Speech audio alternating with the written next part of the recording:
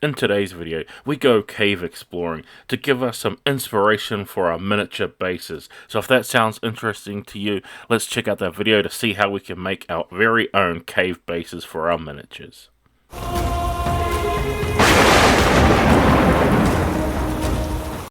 Okay, so our first step for our cave base is what we're going to do is I'm going to use some texture paste here. So here, as you can see, I'm using some acrylic mud here, and this is totally up to you what you want to use. Any sort of ground texture paste is going to do here. Now you could also use sand mixed in with some PVA glue to get this effect. I have some of this nice texture paint. I want to use it here, and it's going to give us a great looking cave floor appearance. As well as that, as I'm applying this on, you can see I've given my basing quite a big scratch up and marks onto the actual base. I just use a hobby knife to do this, to scratch it up, because I don't want to happen what happened in my last tutorial, where we had some problems of our texture paste separating out from the actual base of the miniature from obviously not enough adherence and it lifting off, and I had a lot of problems with it. So to avoid that step, I just placed some marks into the base so our texture paste has no problem with adhering to the actual base we're placing this texture paste on, and to avoid any of those unnecessary steps. As well as that, I've also, with this, I'm going to go with the cave. I'm going to put a nice little pond in the front of our base here to give us something visually interesting to look at. I'm going to go with a couple of different levels of this ground as well to try and make some undulations and give us some visual interest to the piece. So just a matter of going around and messing around with our texture paste until we're happy with what we've got, and then we can let it set to dry.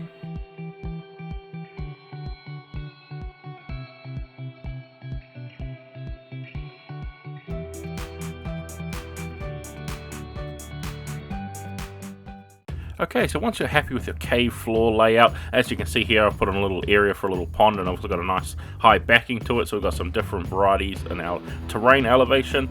I'm going to be using some milliput here, and what I'm going to be doing for this is to use this to make sort of interesting, special, eye-catching parts of our base here. But if you haven't used milliput before, what it is it's a two-part epoxy. You cut up an equal amount of each piece, and then you mix them together until they're one nice color. Green stuff is also another thing that you can use. Green stuff, when you mix the two pieces together, it turns green, hence the name. Milliput here turns into one congealed color, sort of a yellowy color with this one here. Milliput comes in a whole heap of different colors, so depending on what you're using here, but it's crucial that you want to get a nice even mix of the two pieces of the epoxy together, so we've got something nice to work with in our next step.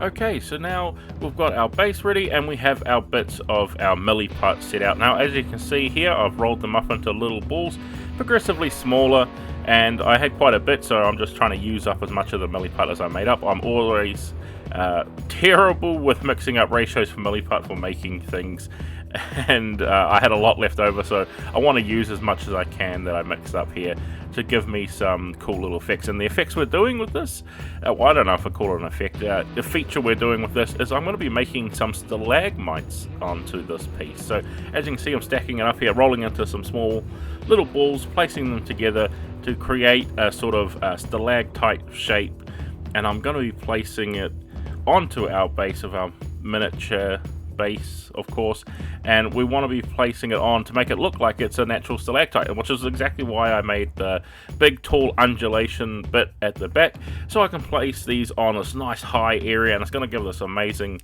effect in the background when we if you place your miniature on here, then it looks like it's in the cave with some nice big stalactites in the background. As well as that, I'm also using this little clay modeling tool here to place some indents into our stalactites here, stalagmites, sorry, to give them a realistic rocky texture. Now, I must say I've never really messed around with milliput or anything like this before. This is my first time using it to do this sort of thing, so hopefully it comes out alright. And as you can see, it's just me going around and indenting it to give it a sort of realistic, sort of rock-ish appearance, and it's just a matter of going around until you're happy with it, continually doing the indents and depressions until you feel happy with it. And as you can see, it's starting to look more and more realistic with the more indents we're placing. It's just a matter of time until you feel like you,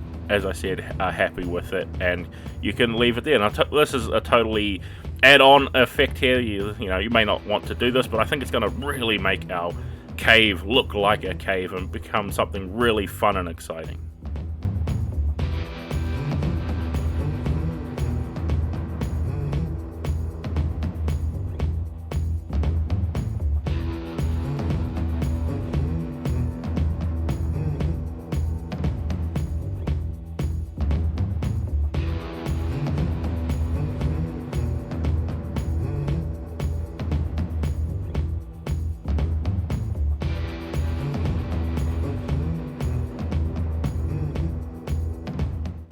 Then once you're happy with your stalagmites, what we're going to be doing is giving a nice overall prime of the model. Now, one thing with the milliput too, once it's dry, it actually comes out like pretty much rock hard, so there's no chance of any massive damaging with any handling of the model once it's completely dry. It's the easiest way to know that we've got completely dry. It comes out basically as hard as the texture paste on the base of our model here, so nice and solid, so we know we're going to have not real problems with it breaking off with general handling of the miniature. And like I said, we're just giving it a prime. I'm giving it all over prime of black, and you can see I'm just painting on the primer here. You could spray paint it, airbrush it, whatever you need to get the job done. And then once you've done that, what I'm going to do is come in with a grey here, and this here is a nice neutral grey, because what I'm going to be doing is I'm going to be dry brushing over it, and I'm going to basically sort of slap chop this model base here. So nice and easy. I did a video before on slap chop if you're interested in and how it sort of works, and you get an idea of it here. I thought, hey, why not try it out on a base as well? I want to improve my slap chop technique, because like I said, I've only done it once before, so I'd like to get to understand this technique a little bit more and find other ways I can use this for nice, quick and easy, fast paint jobs. And bases are a great way to do that. You don't want to spend a whole lot of time on a base, but you want something super nice and effective, and I think slap chop is going to be great for this, especially on things like this when we're creating areas. So as you can see, I'm coming in with our dry brush, and I'm just dry brushing the tops of it there, giving it a good overall coat. Then with our slap chop technique, there is one more step, is our matte white, or our brightest highlight color, whatever you want that to be. 90% of the time, especially with slap chopping, is white. So I've gone from our black primer to our grey, our mid-tone grey, and then we're coming in with our white. Just very lightly dry brushing on the white here, really hoping just to catch the tops. And as you can see, I'm brushing it. I'm sort of brushing it from the very top points and just very, very lightly placing this on. The brush is just barely touching the model there, just picking out those highlighted points.